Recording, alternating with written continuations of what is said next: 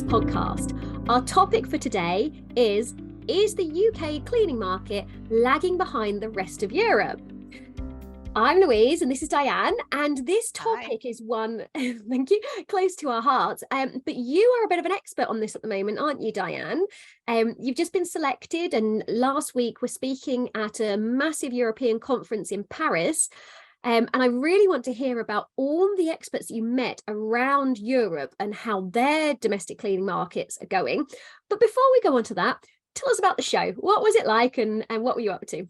Yeah, it was exciting. It was very daunting. Obviously, it was mostly in French, so yes, it was very daunting. But it was a combined show. So there was a show there that was for all sort of services where people will employ somebody in their own home. So work that you do in people's homes. So domestic cleaning, home care, gardening services, that sort of thing. So that was one part of the show. The other part of the show was the Silver Expo, which is basically what we probably call in the UK the grey pound. So talking about services for older people as we have an ageing population. And then the third part of the show was the Domestic and Home Care Forum, which is the part that I was invited to speak at, which was basically anybody in the domestic cleaning and home care industries. Some people were in both, and getting together and kind of discussing the topics, the challenges, and yeah, sort of figuring out solutions, I suppose. Amazing.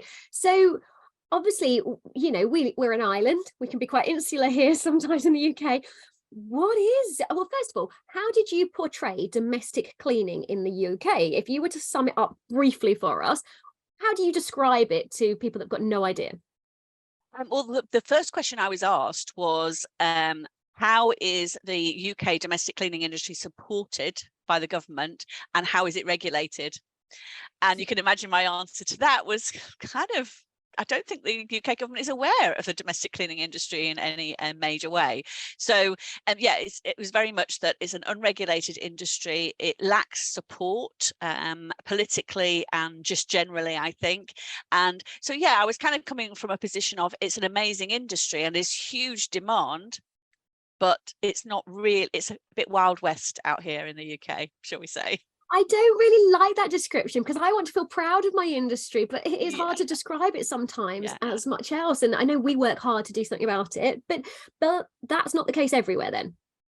No, so it was really interesting being part of the forum because, you know, yes, we might have left the EU, but we are still Europeans. We're still part of Europe. And what was great was the European Forum included the UK because they very much see it that way. So that was a really positive thing for me. But it was also really interesting to learn how different it is. There were also some huge similarities, and I'll come on to those. But when it comes to regulation and government support, there's massive differences. So I was on a panel with somebody from Sweden, somebody from France, and somebody from Belgium. And so basically we were looking at 4 different domestic cleaning industries and comparing and discussing the differences between the 4. So Sweden, if I can try and very quickly explain what goes on in Sweden when it comes to domestic cleaning. So if you're a domestic cleaning business owner, you charge your customer, say, €30 an hour. And what happens is your customer, so your domestic client, pays you €15 an hour, and you claim back €15 an hour from the government.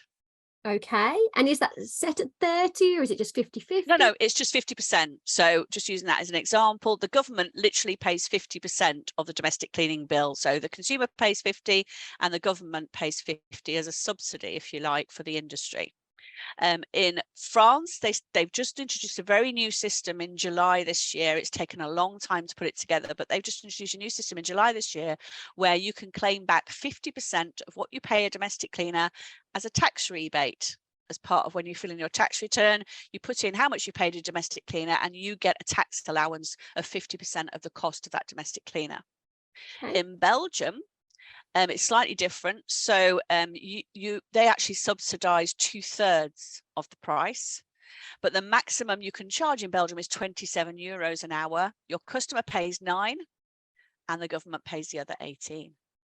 So can you imagine my response when I heard this? You were like, wow. But my question then is, why on earth are these governments paying domestic cleaning businesses effectively? So, I mean, I would love the government to do this, but what's the incentive for the government? Why would they do that? think there were several reasons behind it. Certainly Sweden, as one of the earliest adopters, I think they've been doing it since about 2003, or at least that's when the process was started. And they were doing it because they have a lot of foreign workers, a lot of Russians work in Sweden. And they found that the black market economy in Sweden was huge and growing. And also that working conditions, if it wasn't in the black market, were terrible. And so they kind of really took an approach that actually we need to change this industry.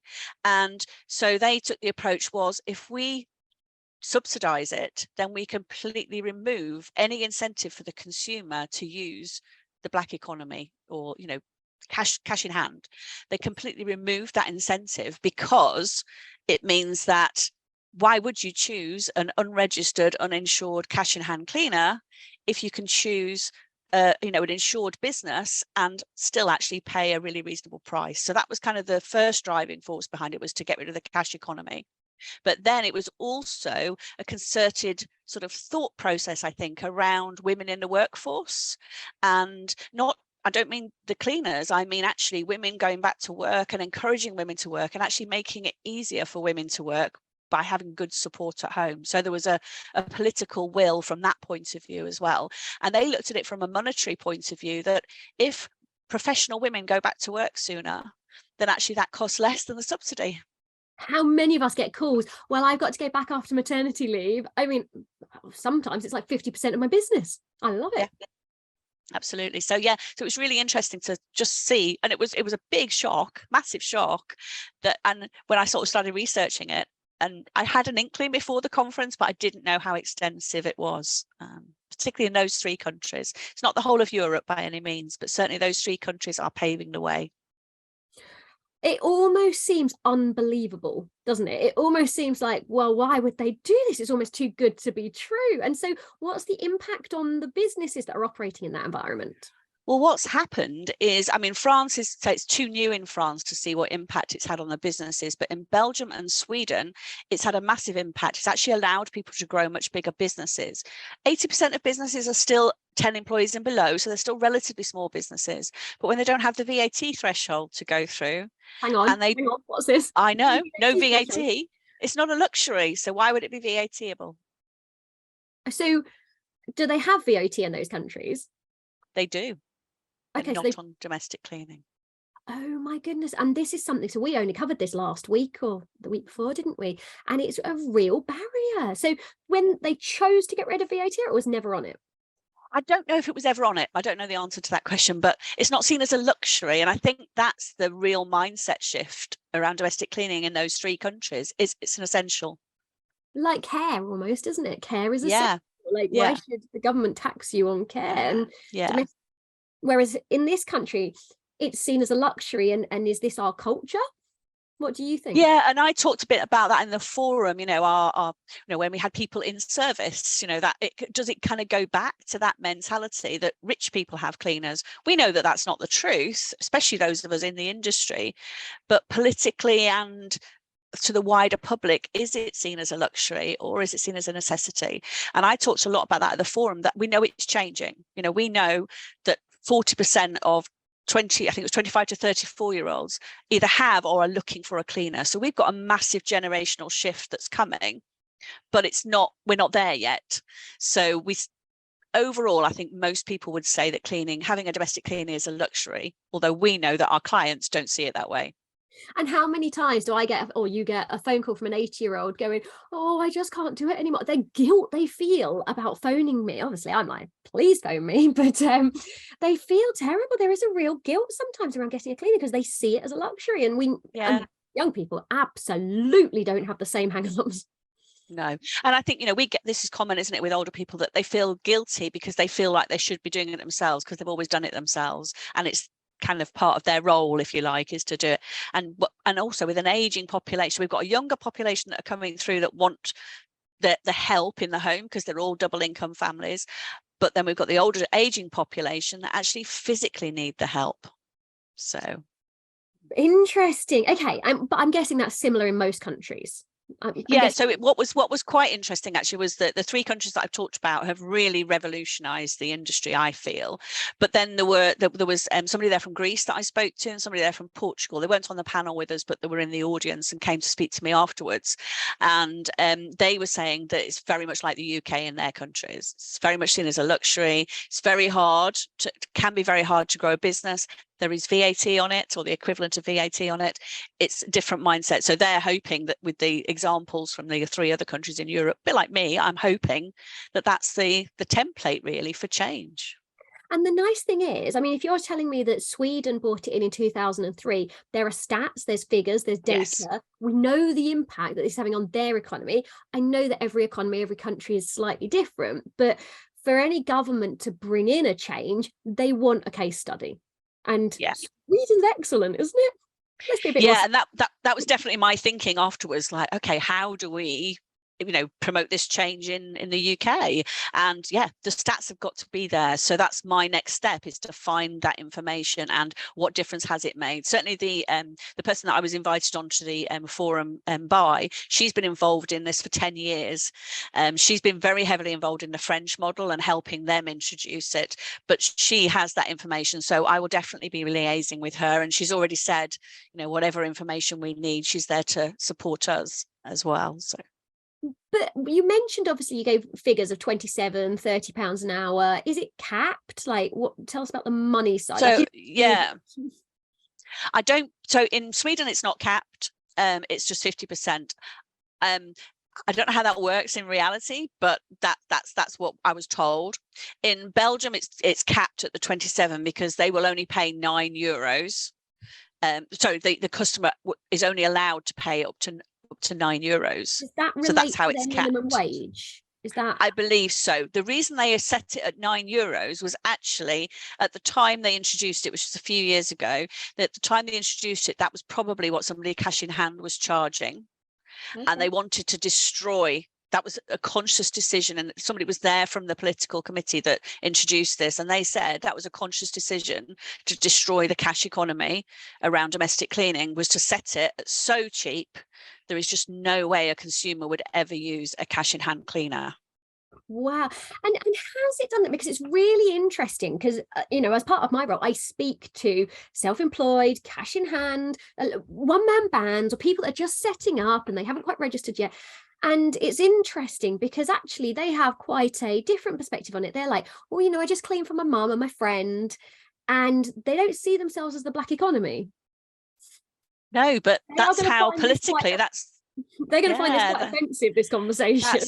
That's politically kind of what they are. As far as the politicians are concerned, they're a hidden income, they're a hidden service, aren't they? And in these countries, they wanted the industry to be more open and accountable. And it wasn't just about the cash economy, it was also about improving working conditions. So in Belgium, they have a collective bargaining agreement around domestic cleaning. So cleaners have to be paid a certain amount. So, there is a real political will around regulating the industry far more than we have here. And it was about the working conditions. I talked about those Russians in Sweden, because they would usually come to Sweden with no Swedish. And they would sometimes speak, well, obviously they would always speak Russian, but they would sometimes speak English, but not Swedish.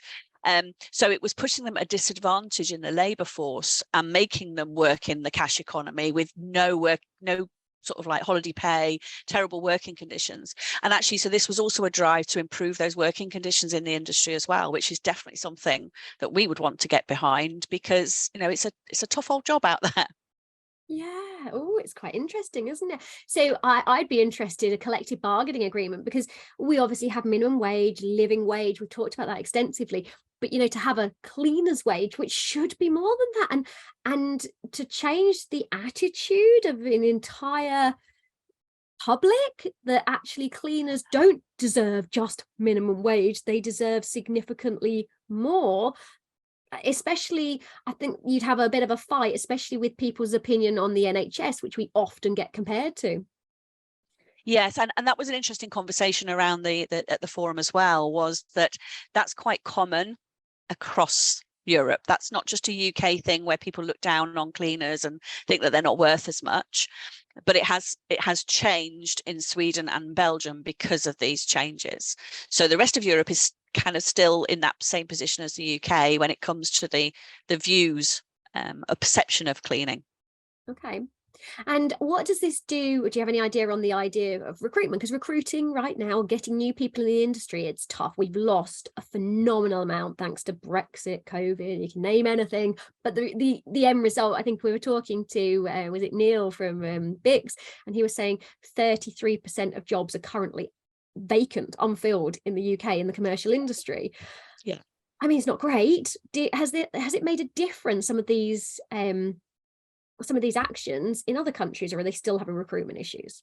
Well, I think what they've found is that because the cleaners are working for, on the whole, bigger businesses, then it means that they've got more opportunities. So it's starting to change. I don't think it's changed radically yet, but I don't have the information to kind of discuss that. I know there are still challenges in recruitment in all of Europe. So we had a conversation and I was asked about Brexit and, you know, did I feel that Brexit had a major effect on our ability to recruit? And my answer was, I thought it was hard to tell because Brexit and COVID hit at the same time. And what came out for me was that because the rest of Europe seems to have the same challenges post-COVID, with people having left the industry, and people having left other industries like hospitality and care, and therefore they're now recruiting our target markets, if you like. It seems like the UK and Europe have got the same challenges when it comes to recruitment. So I don't know that these changes have made it, they've just improved working conditions. I don't know whether they've made it easier to recruit yet. You know, that's interesting because a lot of us in the cleaning industry feel like we lost a lot of foreign workers, like it really hit hard. But it seems like we may not have, that may not be our biggest problem then. If they're all having the same problems, if we talk to where, I'm assuming we're talking Polish, Bulgarians, a lot of Eastern Europe, they made up a lot of the cleaning workforce and a lot of them left. Absolutely. And that was sort of kind of, I was expecting a conversation where in Europe it wasn't as hard because they've now got all our European workers back. Yeah. But that wasn't the conversation at all. That's really strange. It's interesting. It really makes you think about it differently, going, well, where have they all gone? Where have all the people gone? Like, what actually happened here? How can we suddenly have like all of these vacancies? So I don't have. And they've got the same challenges in Europe in the home care industry as well. You know, there was another panel on the domestic home care market and how you can make that a more sort of interesting and attractive job proposition because they're struggling to recruit, and the conditions are not great. And so it was so similar in so many ways. The only sort of the main difference was the subsidy from the government and the support and the regulation, but everything else kind of struggling with the same issues. And talking of the regulation, tell me more about that. Well, it was really around the working conditions. So this collective bargaining agreements around pay, but also because all the businesses are a lot more regulated because they're having to declare everything because their consumer is driving that, then, you know, that's where the regulation has come in terms of the working conditions and that need to be registered. What a lot of businesses are saying is we want to be recognised as well trained. We want a best code of practice. I mean, they kind of exist. They're not enforced by anyone. We know they exist because we go out there and promote it. But did you talk about the kind of best practice out there in Europe? Not that I expect it to be different, more that is it enforced or recommended or promoted in any way? From what we talked about, that wasn't the main point of our discussion, but from what I sort of heard during the other panels, it seems very similar in terms of it's the training is owner led and it's just falling back on health and safety regulations like we do in the UK. Fine. Okay, so we're doing all right in comparison. Yeah. At least we've got some going on out there. We're producing it, and I know now released a course on domestic cleaning training, which is revolutionary. So, what's your thoughts on us in the UK going forwards? Well, yeah, I mean, I think I went to the forum half expecting for the UK to feel like the poor relation in the domestic cleaning industry, but I actually felt say government support aside, I actually felt that we are still quite pioneering, and actually our industry is pretty good and stands up quite well despite the lack of subsidy and the lack of support and probably the lack of regulations. So I didn't come away feeling like the major things. but I didn't come away feeling that we were actually any worse off, if that makes sense. I think there's a lot that we can learn, and I think the mindset change around cleaning being a necessity rather than a luxury is, I think that could be a massive driver for us, that we as an industry should try and change that perception. Imagine getting rid of that. Imagine getting rid of that and the cash in hand economy. That would be like, it's almost too much to even improved consider. Working conditions, helping women into work, making life easier for women in the workforce all over. I mean, 86% of our workforce is female, so it helps womankind as well, doesn't it? And men too, obviously. You're in the industry too, but But it is predominantly female in the domestic industry. It is. Let's be honest. We like it to be nice and equal, but it's not there yet. Absolutely. Wow, well, this has been very, very interesting. Obviously, I'm sure there's going to be further. I know you're not stopping here going, actually, some of these need to come in. I know there's going to be further action. Do I say action? Promotion? Yeah, I'm certainly going to be digging for some more information. Those statistics for me are key, because that would drive a political will, wouldn't it, to make the change. So I need to get that information and see where it is and how we could use it, but also start those conversations, I think, with the British Cleaning Council and other sort of organisations in the UK. Are you aware of this? But I think conversations don't start at the top, they start at the bottom. They start with all of us as independent cleaning owners, as self-employed cleaners, as everybody that is listening to this podcast going, oh, there's a different way of doing it.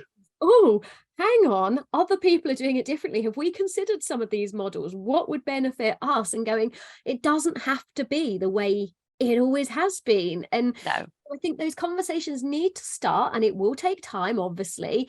And if anybody listening has a particular interest in this or more information or knowledge, we would love you to get in contact, share this. Definitely. I know there's a few people that we already talked to that are already very interested in what's going on here. So please get in contact. And if you want to talk about this further and what you'd like to do, please give us a message. Obviously, we're on Facebook. Oh, we're all over the place, aren't we? There's a website, you can message, you can text, you can email. We have Instagram. We are all over social media. We do have TikTok, but we're not so good on TikTok. We'll get there. Maybe one day. But thank you very much, Diane. Thanks, Louise.